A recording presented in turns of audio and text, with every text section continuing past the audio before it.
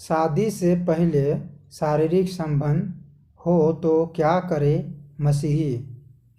आज चर्च में इस समस्याओं से लड़का लड़की जूझ रहे हैं। पहला वर्ग के उन मसीही लड़के लड़की होते हैं जिनका अविश्वासी से शारीरिक संबंध तो चला रहा होता है, लेकिन हल्का फुल्का कोई गहरा संबंध नहीं हो रहा है। दूसरा वर्ग के उन मसीहों जिनका शारीरिक संबंध कुछ इतना आगे बढ़ गया हो तो उन्हें उनमें से निकलते हुए डर लगता है। लड़कियों का साथ ज़्यादा होता है। जब लड़का लड़की से शारीरिक संबंध हो जाता है जिससे लड़की गर्भपात हो जाता है, जब उस लड़का उसको छोड़ देने की बात करता है तो लड़की के साथ समस्या खड़ा हो जाता है ज़्यादातर कि कहीं ये लड़का मुझे छोड़ ना देगा, या कुछ ऐसे फ़ोटो खींचे आए रहते हैं लड़का लड़की के बीच में जिससे वो लोगों को दिखाएगा या बेइज्जती कराएगा। इस प्रकार का डर रहता है उन लड़कियों के साथ कि अब इससे शादी कौन करेगा। समाज या घर वाले को पता लगता तो क्या होगा पता लग जाएगा उन लड़की का तो गांव में या समाज में परिवार में, है ना। तीसरा वर्ग उन मसीहों लड़का लड़की होते हैं। यह तो अपने चर्च में यह तो चर्च से बाहर दूसरे मसीहों के साथ शारीरिक संबंध जोड़े लेते हैं तो आगे चलकर शादी तो होना ही है। तो शारीरिक संबंध बनाने में क्या होता है, मतलब चर्च में भी जुड़े हुए और बाहर से भी जुड़े हैं। चर्च में प्रभु का वचन सुनना, आराधना करना, लेकिन चर्च से बाहर भी लड़का लड़की से शारीरिक संबंध बनाते हैं। उन लड़का लड़की जो मसीह में आके भी वो लोग बनाते हैं और वो लोग बाइबल वचन को अध्ययन नहीं करते हैं, वचन में नहीं बैठते हैं, इसीलिए वो लोग चला जाते हैं संसार के लड़का लड़की और मन की मर्जी जीवन गुजारना, शारीरिक जीवन गुजारना, वचन में नहीं बैठते हैं तब चला जाते हैं वो सब। चौथा वर्ग उन लड़के लड़की होते हैं जो मसीह में आने से पहले ही शारीरिक संबंध बना चुके हो तो समस्या आता है कि अपने पार्टनर को कैसे समझाएं कि बाइबल के आधार पर कि अपने पार्टनर को कैसे समझाएं कि बाइबल के आधार एक मसीही किसी अविश्वासी से शादी नहीं करना है। पांचवा वर्ग उन मसीहों का है शादी से बाहर किसी स्त्री या पुरुष से संबंध बनाए हुए होते हैं। शारीरिक संबंध या नाजायज संबंध बनाते हैं, वो व्यभिचार कहता है परमेश्वर, है ना उसको। अब मसीहों से क्या कहता है, वचन पढ़ो, खोलो बाइबल, नीति वचन जाओ 24 का 16 जाओ। धर्मी चाहे 7 बार गिरे तो भी उठ खड़ा होता है। धर्मी चाहे 7 बार भी गिरे तो भी वो उठ खड़ा होता है। यीशु मसीह जो क्रूस पर बलिदान दिया है इसीलिए वो दोबारा से उठ खड़ा होता है। यूहन्ना 1:9। यदि हम अपने पापों को मान लें तो परमेश्वर हमारे पापों को क्षमा करने और हमें सब अधर्म से शुद्ध करने में विश्वास योग्य और धर्मी है। अपने पापों को मान लें, हम मसीहों से परमेश्वर कह रहा है कि तुम अपने पापों को मानो, और हम सब मसीहों लोगों को अपने पापों को मान लेना है परमेश्वर के चरणों में आकर। परमेश्वर हमारे पापों को क्षमा करने, परमेश्वर पापों को क्षमा करने वाला है और पापों को क्षमा करता है, और हमें सब अधर्म से शुद्ध करने में अधर्म से शुद्ध करने में परमेश्वर विश्वास योग्य और धर्मी है। परमेश्वर धर्मी है तो वो क्षमा करेगा, लेकिन अपने पापों को मानना होगा। चाहे कैसो पाप किया है, तुम भले पति पत्नी के बीच में नहीं बता सकते हो उस पाप को, या तुम अपने ऐसे पार्टनर को नहीं बता सकते हो जो तुम पाप किए, घिनौने पाप किए, या समाज के लोगों को या माता पिता को नहीं बता सकते हो ऐसे घिनौने पाप किए हो उसको, लेकिन परमेश्वर को बताओ पापों को। मानो परमेश्वर के पास उसके चरणों में आकर, घुटनों में आकर गिड़गिड़ाते हुए उस पापों को मानो, और परमेश्वर उसे क्षमा करेगा। छोड़ो और उस पाप को। रोमियो 8:1। सो अब जो मसीह यीशु में है, मसीह यीशु में है, जो लोग मसीह लोग, उन पर दंड की आज्ञा नहीं। दंड की आज्ञा नहीं है मसीह लोग पर, क्योंकि वह शरीर के अनुसार नहीं वरन आत्मा के अनुसार चलते हैं। शरीर के अनुसार नहीं चलते हैं, आत्मा के अनुसार चलते हैं। अब जो मसीह यीशु में हैं उन पर दंड की आज्ञा नहीं। यीशु मसीह में जो है, यीशु मसीह में जो आ जाता है उस पर दंड की आज्ञा नहीं होता, क्योंकि यीशु मसीह ने उनका पाप का दंड भोग दिया है, उनका चलते बलिदान दे दिया है, और उनके पापों को यीशु मसीह ने पवित्र लहू बहाकर धो दिया है। इसलिए उस पर दंड की आज्ञा नहीं होता। मसीह लोग पर आत्मा के अनुसार चलते हैं, आत्मा के अनुसार चलते हैं। जो विश्वासी होंगे, जो वचन में चलते हैं, जो परमेश्वर पर विश्वास रखते हैं, आज्ञाओं पालन करते हैं, डरते हैं सच्चा परमेश्वर जीवित यीशु मसीह से, वो लोग आत्मा के चलाए चलते हैं, है ना। इस दुनिया में, इस संसार में लोग हमेशा आसान रास्ता बताते हैं। हाँ, 7:13 सकेत तन फाटक से प्रवेश करो, मतलब सकेत रास्ता, पतला रास्ता, उससे प्रवेश करो, क्योंकि चौड़ा है वह फाटक और चाकल है वह मार्ग जो विनाश को पहुंचाता है, बहुतेरे हैं जो उससे प्रवेश करते हैं। चाकल है वह मार्ग जो विनाश को पहुंचाता है, मतलब चौड़ा है वो रास्ता, चौड़ा है वो फाटक जो विनाश को पहुंचाता है, और बहुतेरे लोग हैं जो चुनते हैं उस रास्ते को। आज पूरा संसार पर इंटरनेट का ज़माना आ गया है। यूट्यूब, फेसबुक, व्हाट्सएप, कामोक्ति भरी वीडियो, अश्लील वीडियो, पोर्नोग्राफी वीडियो, अश्लील चित्र, और उनमें बेविचार दिखाता है, उनको देख रहे होते हैं और इतना जूझ रहे होते हैं, इतना संबंध बनाए हुए होते हैं, लड़का लड़की, युवा लोग, या तो बड़े बुजुर्ग लोग भी, है ना। तो वो है चौड़ा फाटक जो बहुत से लोग चुनते हैं, एक दूसरे से आकर्षित हो जाना, फेसबुक व्हाट्सएप से आकर्षित हो जाते हैं और संबंध बना लेते हैं, शारीरिक संबंध, या विवाह करते हैं, या कोर्ट मैरिज, लव मैरिज करते हैं, है ना।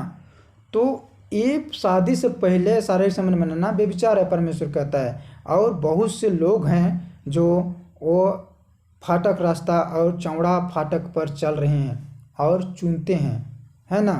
वैसे रास्ता में नहीं जाना कभी।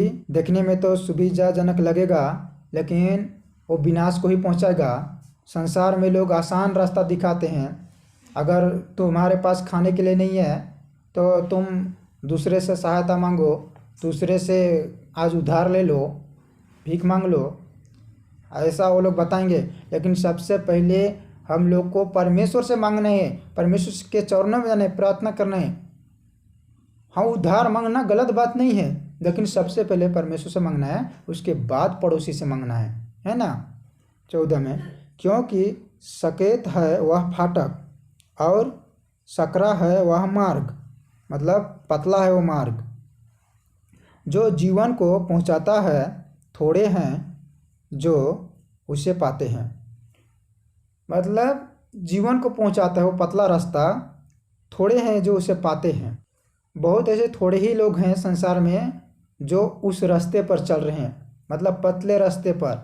अब वो पतले रास्ते पर संकट भी आ सकता है और बीमारी, गरीबी, और उसमें मुसीबत भी आ सकता है। अपने जीवन के हर कठिन परिस्थिति को भी झेलना पड़ सकता है।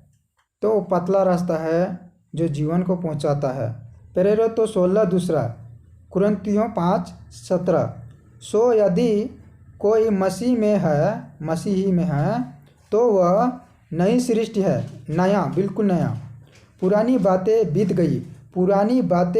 गई, देखो वह सब नई हो गई।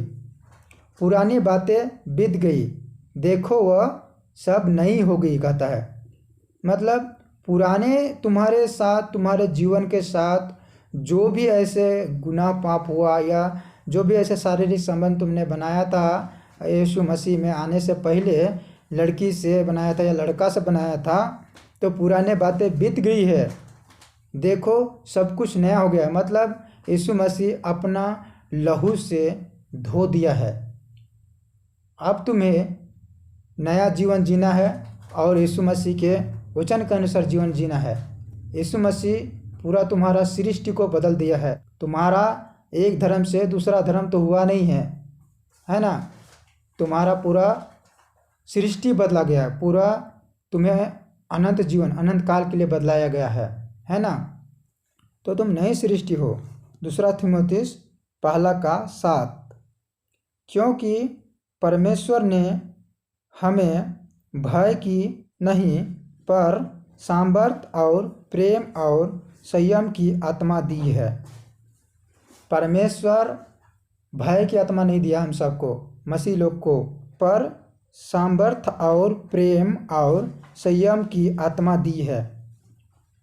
सच्चा परमेश्वर यीशु मसीह, जीवित परमेश्वर, क्या का आत्मा दिया है? सामर्थ्य का और प्रेम का आत्मा दिया है, संयम की आत्मा दिया है। आत्मा एक है यीशु का, पवित्र आत्मा एक व्यक्ति है, लेकिन वरदान अलग अलग है ना, जो मसीह लोग को देता है परमेश्वर।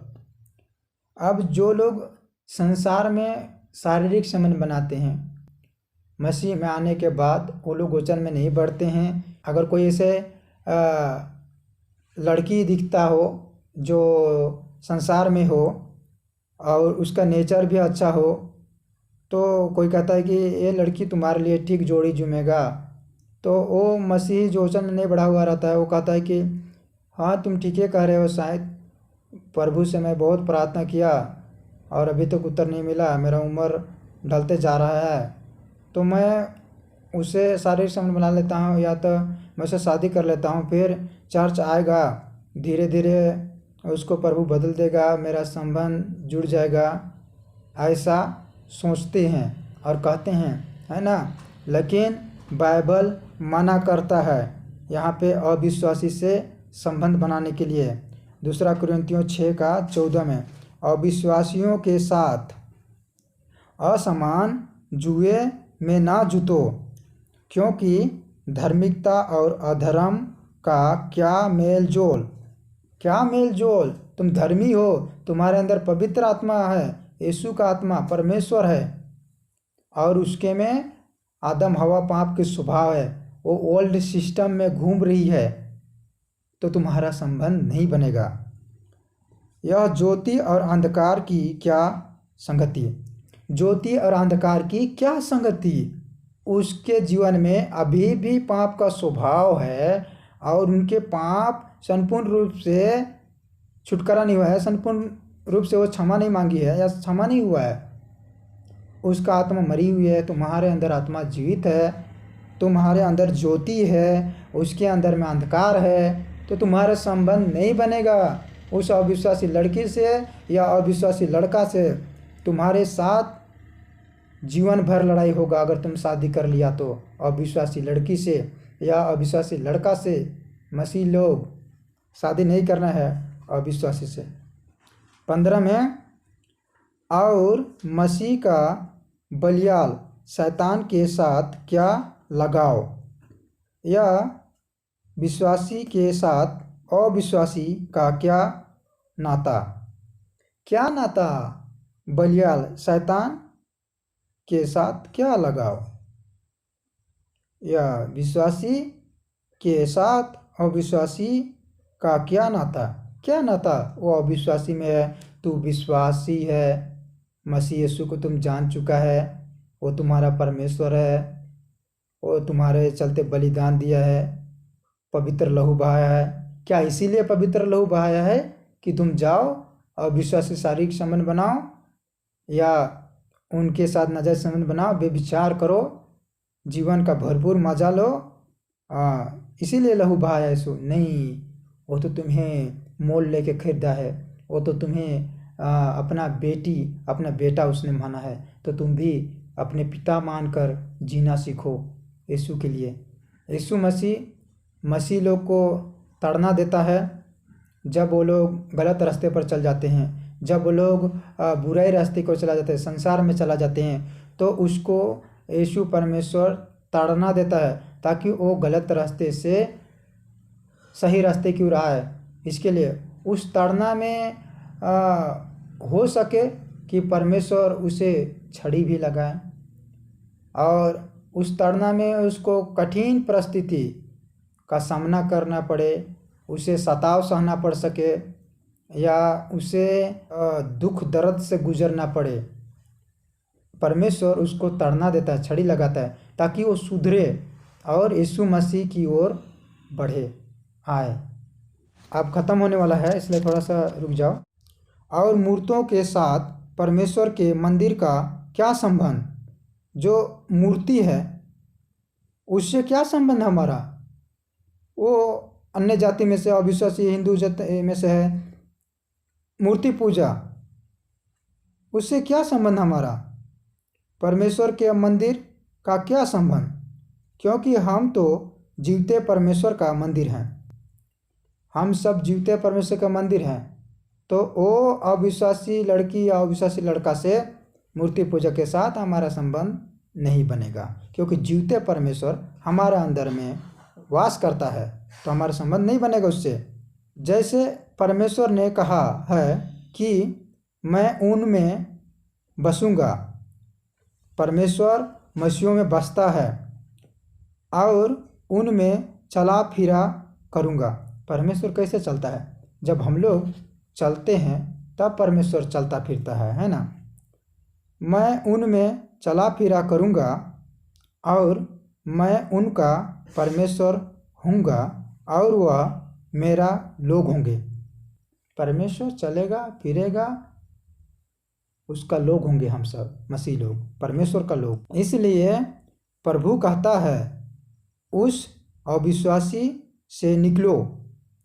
शारीरिक शादी की बात हो तो अगर वो मसीही लड़का हो, ऐसे लड़की हो, तो संसार के लड़का या लड़की उसे ज़बरदस्ती कहता हो कि शादी करने चलिए या तो हम लोग शादी करेंगे, अच्छा जीवन गुजारेंगे, तो तुम लोग भागो, वहाँ से निकलो, छोड़ो उसको। मत भूलिए कि आपको यीशु ने बनाया है और आपका पहला प्रेम हमेशा यीशु होना चाहिए, बाद में कोई और।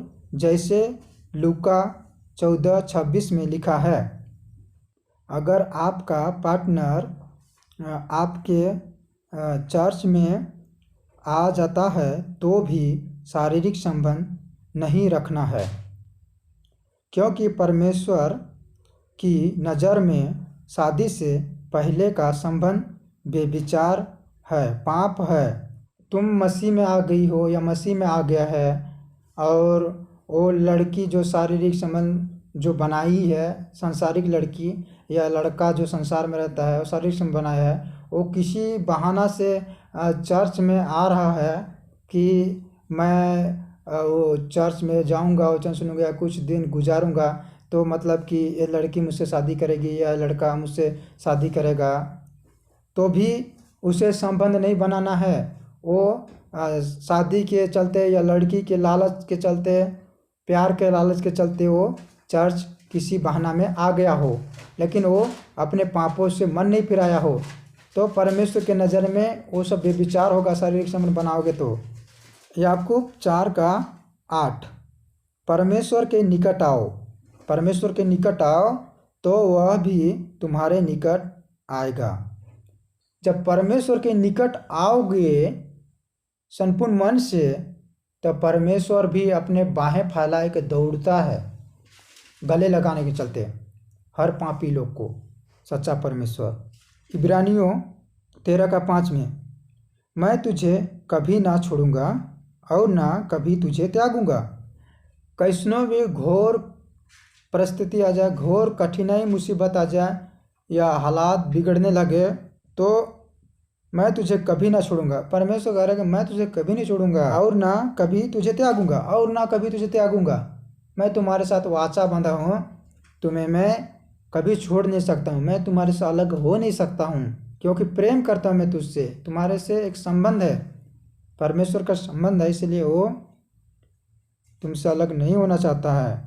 वो नहीं छोड़ेगा, ना नहीं त्यागेगा यीशु मसीह कभी भी। यशायाह 30:1, पाप पर पाप मत बढ़ाओ। मतलब एक पाप को ढकने के लिए दूसरा पाप मत करो, मत बढ़ाओ।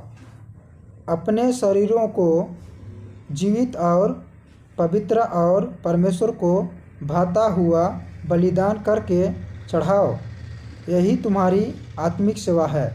मसीह लोग को कह रहा है परमेश्वर, अपने शरीर को जीवित और पवित्र और परमेश्वर को भाता हुआ बलिदान करके चढ़ाओ।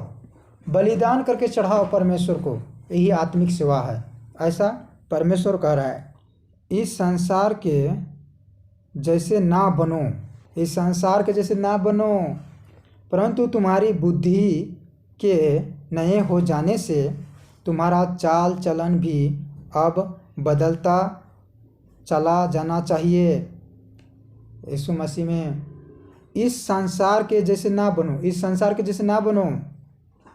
इस संसार में देखो अनेक प्रकार की पाप हो रहा है, अब अनेक प्रकार की भ्रष्टाचार, रिश्वतखोर, झूठ बोलना, शारीरिक संबंध बनाना, व्यभिचार करना, मतलबी होते जा रहे दुनिया। जो अपने पापों को मान लेता है उसी से परमेश्वर पसंद होता है, क्षमा करता है। परंतु तुम्हारी बुद्धि के नए हो जाने से, तुम्हारे बुद्धि के नए हो जाने से परमेश्वर हर मसीहों के बुद्धि देता है, एक नया बुद्धि देता है और नया समझ देता है। तुम्हारा चाल चलन भी अब बदलता चला जाना चाहिए। तुम्हारा चाल चलन बदलो। जब तुम्हें बुद्धि मिल गया परमेश्वर की, जब तुम्हें समझ मिल गया, तो अपने चाल चलन को बदलो।